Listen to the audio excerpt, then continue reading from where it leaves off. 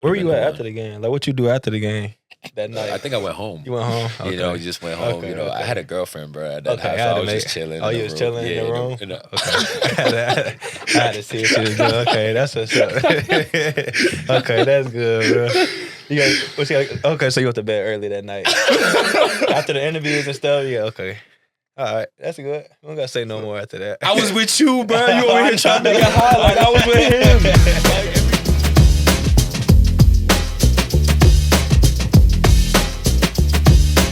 Everyone, welcome back to another episode of the Knighthood podcast. We have two Rutgers legends here, All-American Ron Harper Jr., National Defensive Player of the Year, two-time back-to-back Defensive Player of the Year in the Big Ten, Caleb McConnell. You know, yes, sir. Appreciate you guys coming on. Appreciate you having us. Appreciate you, man. I'm excited to be back home. Yes, sir, for sure. I mean, we might as well hop back into it. Corso posted up a video about Dylan, and you know, he has some things to say if you just want to get back into it. I just bring more to the game, honestly. I mean, he has like great IQ, stuff like that, but like for me, I think honestly I bring more to the game, have more qualities. I'm not gonna say what I want to say, but yeah. I just love confidence, man. That's my young man, so you know, I just love the confidence. But you know, Dylan knows how I feel, bro. He can't mess with me. But you know, the mind gonna go where the mind gonna go, Caleb. You feel me? Like I'm 2-time state champion, 3-time sectional. Like you feel me? Like Dylan got one of each, right? So we gonna see what he could do at Rutgers, but hopefully he can get past where I was. So we gonna see though. We gonna see. Okay, I like it. We gonna see. We gonna see. Any one-on-ones? Any stories? Yeah. Last time me and Dylan played one-on-one was like last August. And it's ironic because I got hurt and he got hurt. So now we're not going to be playing one-on-one again until like August or September. Exactly. So it's going to be a whole year. But last time we played, he kept crying, talking about I kept going to the basket. He was like, you keep going to the basket. Blah, blah, blah. I'm like, Dylan, you can't guard it. And he's like, you're 235. And I'm sitting there, I'm like, Dylan, you are 6'6", 220. He act like he 190 soaking wet. Like, all right. But it's all right. We gonna see him when he get healthy again. We gonna get back hey, on when that y'all court. was young, like, did y'all always like just battle each other though? Bro, like compete with everything? I'm not gonna lie. I love Dylan to death. He was one annoying little kid, bro. Like me and Dylan would play like mini basketball in the basement, and it would always end up with him crying and going upstairs, bro. And he would just lie, dude. He would lie and get me in trouble. Ronald hit me. Ronald did this, and I'm just sitting there, and you know, my mom go take his side every time because he's like a little kid. I'm 6 years older than him, but yeah, everything we did was competitive. Cause you're what, like 5? What's your 5 years old? 6 years older than him? 6 years. Right. No, cause like little Mark. Yeah. My little brother, I'm 10 years older than him. So I always wish like we're at an age like close enough to where we could always compete and like battle against each other. But you know, I'm 10 years older than him, so it's kind of like too easy. But he's getting to that point though where he is a little bit older. We could start doing like some things together and stuff. So yeah, that's tough. I remember bro. Like growing up, bro. Like my parents would be like, "Why can't you just let Dylan win?" Da da da da. And I used to be like, hey, "No, sir. He's not gonna win." Like. Because it's like I used to tell him like all the time because like one day he's not gonna let anybody else win. It's just gonna build character. Like letting him win at a young age ain't gonna do nothing for him. That's the same. And now on the court he got that killer confidence, that killer mindset.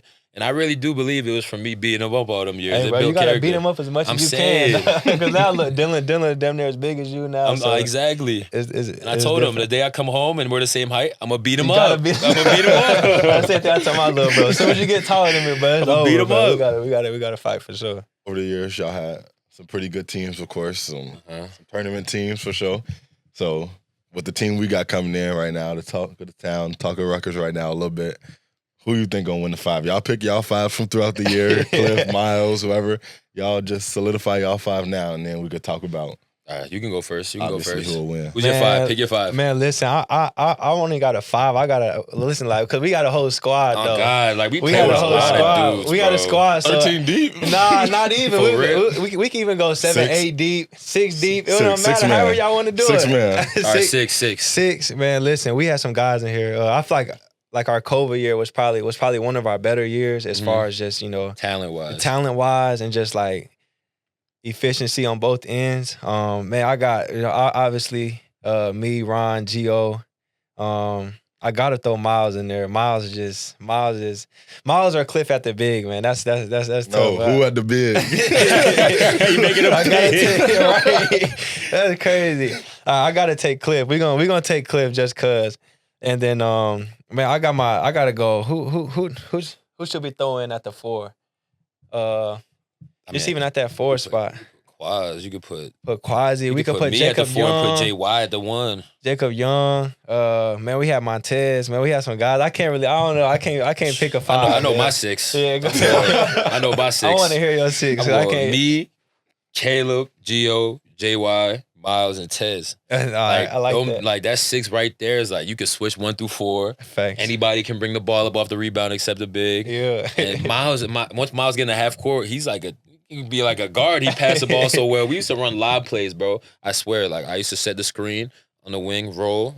Miles used to pop and throw that joint up. I used to just go Chicago? get it. Chicago. I used to just go We get gotta it. put that. We need some proof. We gotta cut that in or something. I can't. We used to spam that play. Right. You can find a million. I can find 20 clips on my phone right now. We had Chicago in last year. That 6. I don't see a lot of people being that 6. Y'all are talented though, but we just had so much chemistry. We played really well together. We beat that 6. But we haven't played no games yet, so it is kind of unfair to say. Ask me again after the season. Right. Ask me again after the I season. don't want to do that. Ask me again after the season.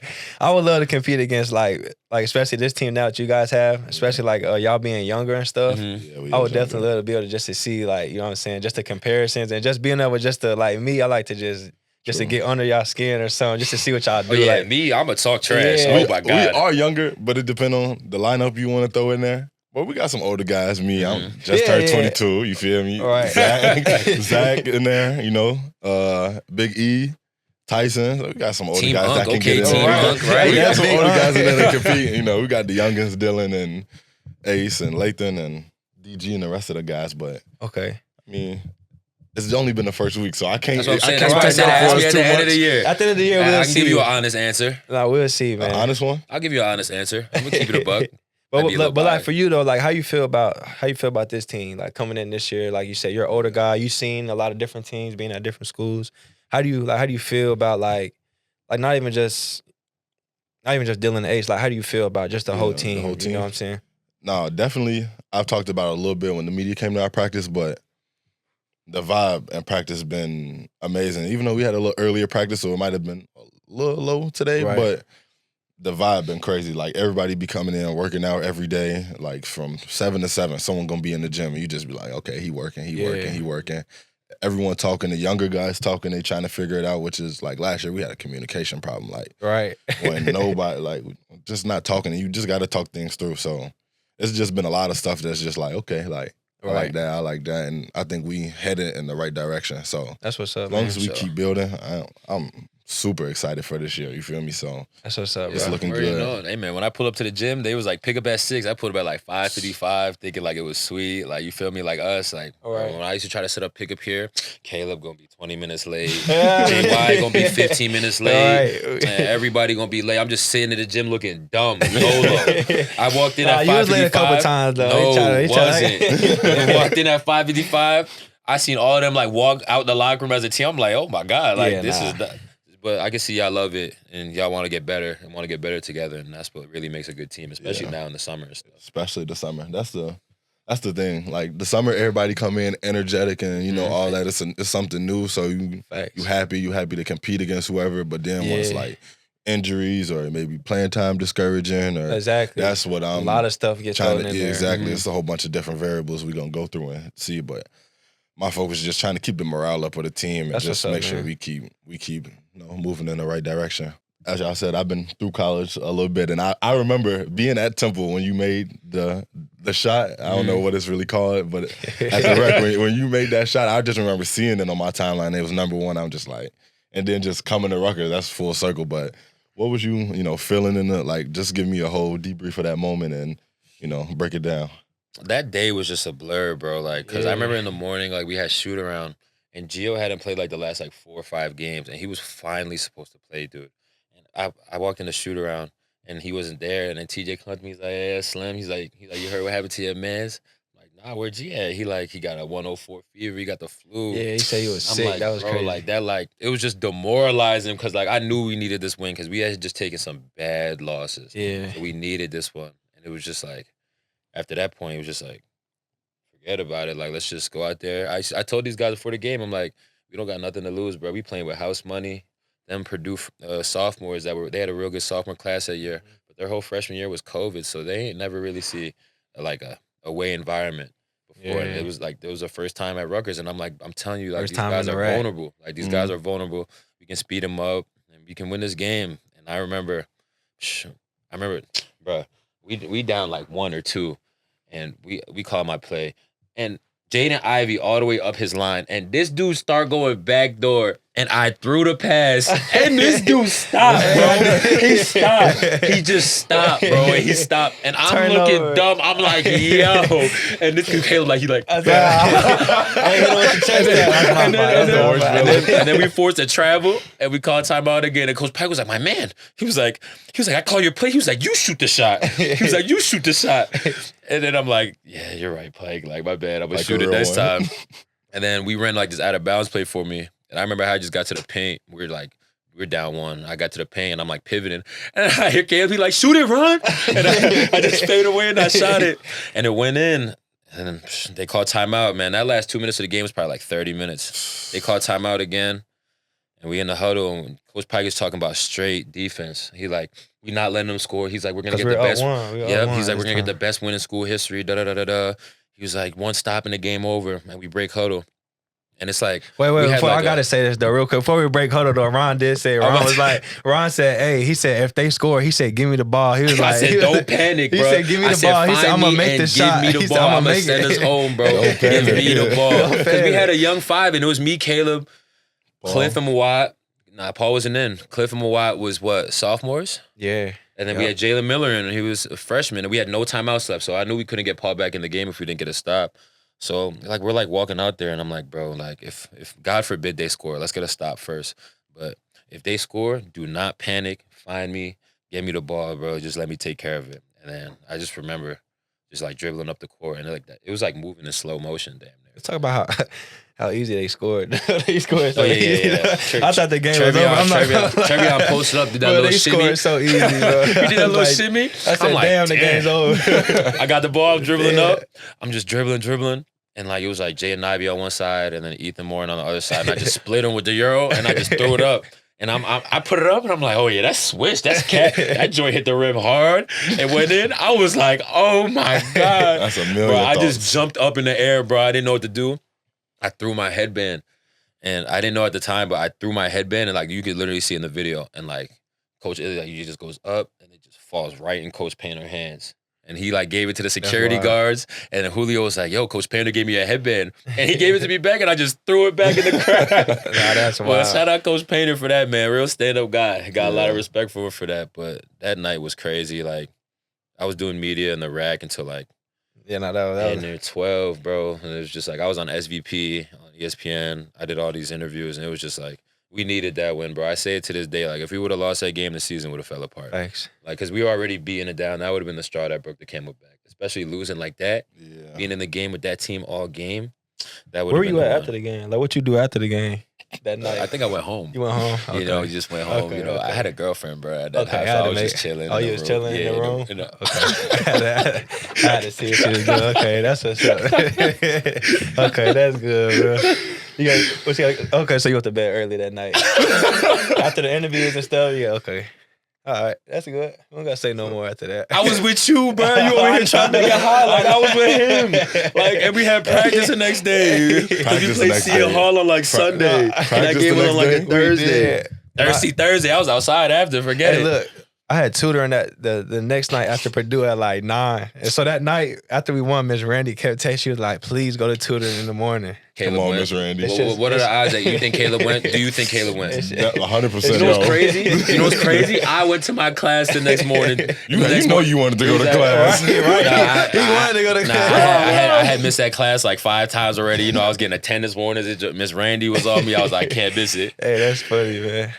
So Pike tell everybody this story. I'm pretty sure anyone could tell the story for you, but you know, just talk about, you know, your journey to Defensive Player of the Year, national, 2-time, Big Ten. Just, you know, talk about, you know, how that went. Man, honestly, bro, for me, it's honestly like a greater story, like, you know, behind it. It's more than just like just winning that, and but like even like coming into like my freshman year, bro, like even high school, I was never a defender, bro. Like, Boy didn't play no defense. Cone work. Like you doing drill moves. Nah. See, like I could guard, but I wasn't like locked into that. You know what I'm saying? Yeah. Like and like in order to really win that and to win it twice, like you have to be really locked in. And really just for anything, even like if you want to be All-American, you want on first team, like you have to be really like honed in on that.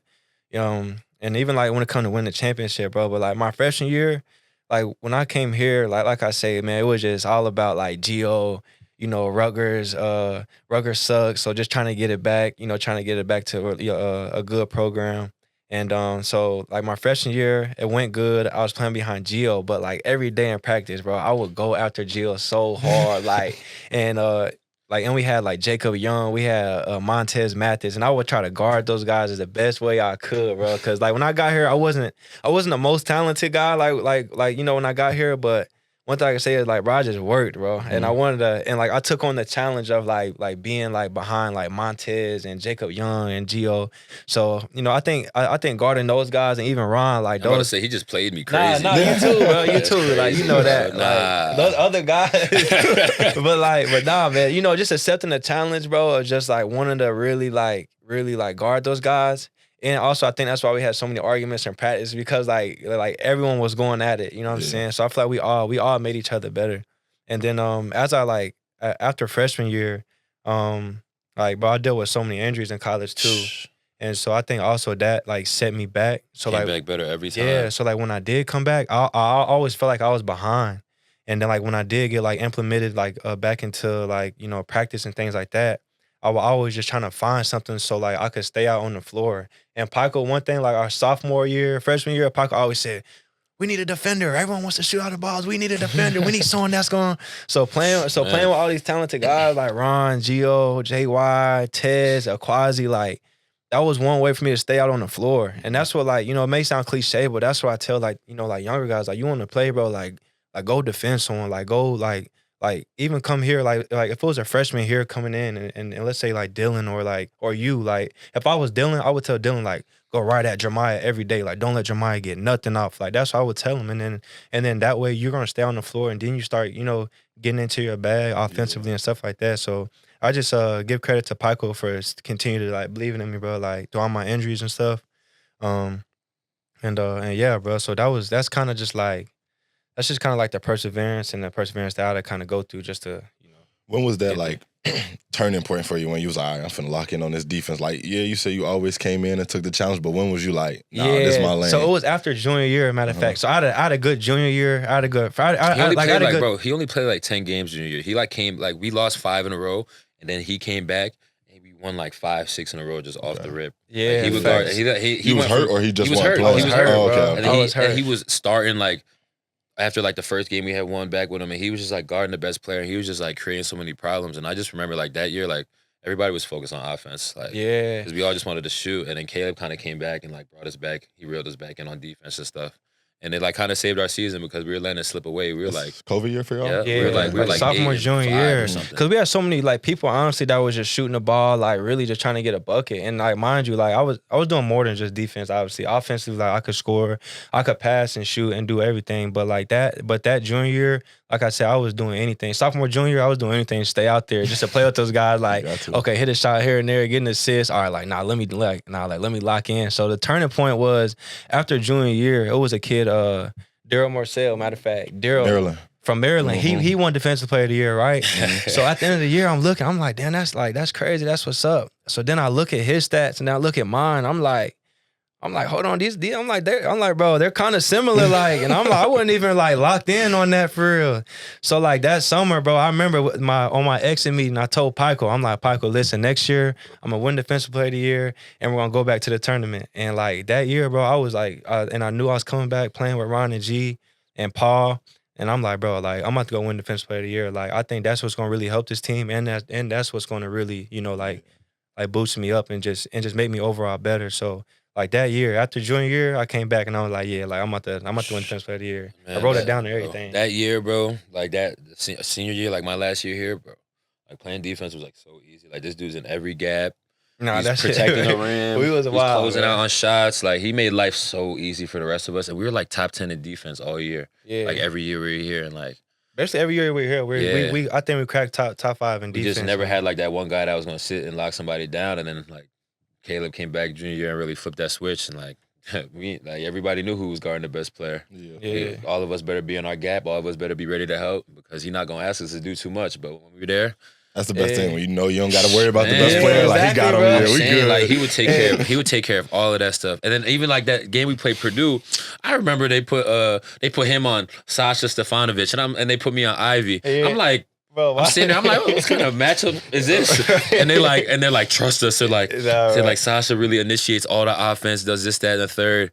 And then Jaden Ivey's really like a secondary ball handler for him. And I'm like, all right, I'm gonna trust y'all. Then man, like he was making Sasha Stefanovic like hell that game. Like he was deflect, like the amount of deflections he got that game. Like he would get deflections, smack the ball into the backcourt. He'd have to go chase it. Now they're bringing it up. There's only 7 seconds left. But yeah, and like I said, bro, I just started to have fun with it, bro. A lot of deflect, like just having fun with it, bro. The best way I can. And then when I was going through my draft, the whole draft process thing, like they would ask me about like the players I guarded and stuff, bro. I didn't realize like how many like lottery picks and just like first rounders I guarded that actually came out of the Big Ten, bro. Like Keegan Murray, Johnny Davis, Ivy, like and even the guards we've seen before. Cassius, like bro, so many Cowan, Cowan, all type of guys, bro. Smoke too, like Cowan. Shannon, like Terrence Shannon, Mir Coffee. So it's like, bro, and then you look back at it, it's been a long. James Palmer.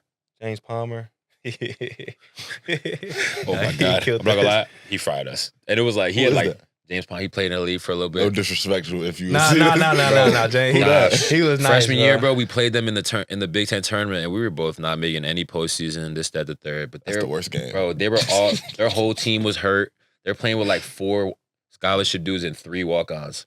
Son, James Palmer had like 35 on us. Penn State? Nah, he was Nebraska, bro. Okay. Bro, I just remember because I picked Rutgers over Nebraska. Some dude on the sideline was just talking crazy. Yeah. It like we had like you having a good game when everybody start guarding you. Right. Yeah. He seen me. He seen Tez, Caleb, Eugene, and bro, it was same thing. Long cross, tween, basket, and one, bro. And he was emoing on us and everything, dragging, and it was just like we were just sitting there. We're like, man, James end of the season, their walk-ons were playing well, and it was just like, I know if we saw them 2 years later, that same team, he might have had 7. Appreciate you guys joining, watching, tuning in. Appreciate you guys coming. Thanks, bro. Some knowledge, you already know, man. Really appreciate it. And that's a wrap for this episode. Appreciate it. Yes, sir. Thank you, guys. Appreciate you guys having us.